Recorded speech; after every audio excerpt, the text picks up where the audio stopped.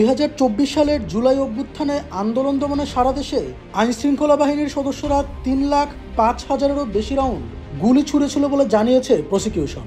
শুধু ঢাকা মেট্রোপলিটন এলাকাতেই 90,000 রাউন্ডের বেশি গুলি ছোড়া হয়। সোমবার আন্তর্জাতিক অপরাধ ট্রাইব্যুনালে ভয়াবহ এই তথ্য তুলে ধরেন মামলার তদন্ত কর্মকর্তা মোহাম্মদ আলমগীর। সাবেক প্রধানমন্ত্রী শেখ হাসিনা সহ 3 জনের বিরুদ্ধে দায়ের করা গণহত্যা ও মানবতা বিরোধী অপরাধের মামলায় এই সাক্ষ্য উঠে আসে। প্রসিকিউশন ট্রাইব্যুনালকে জানায়, কোনো উস্কানি ছাড়াই পরিকল্পিতভাবে গণতান্ত্রিক আন্দোলনে অংশ নেওয়া মানুষদের উপর মারণাস্ত্র ব্যবহারের নির্দেশ দেওয়া হয়েছিল, যার ফলেই এত বিপুল পরিমাণ গুলি ছোড়া হয়। আন্দোলনের সময়কার গণহত্যা, নির্বিচার গুলি, আগুন ও হেলিকপ্টার থেকে হামলার ওয়ালটন এখন দেশের সীমানা পেরিয়ে পৌঁছে গিয়েছে 50টিরও বেশি দেশে।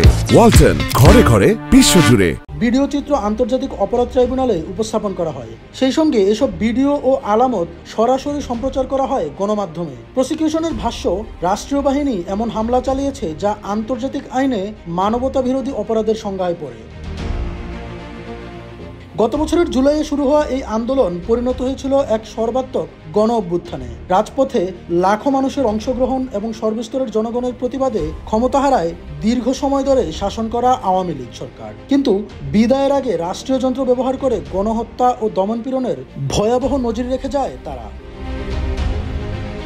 বিশ্লেষকরা বলছেন, এই মামলার রায়ের দিকে এখন শুধু দেশ নয়, আন্তর্জাতিক মহলেরও নজর। মানবতা বিরোধী অপরাধের বিচারে এটি হতে যাচ্ছে বাংলাদেশের ইতিহাসে গুরুত্বপূর্ণ অধ্যায়গুলোর একটি। ডেস্ক রিপোর্ট, জয় জয় দিন।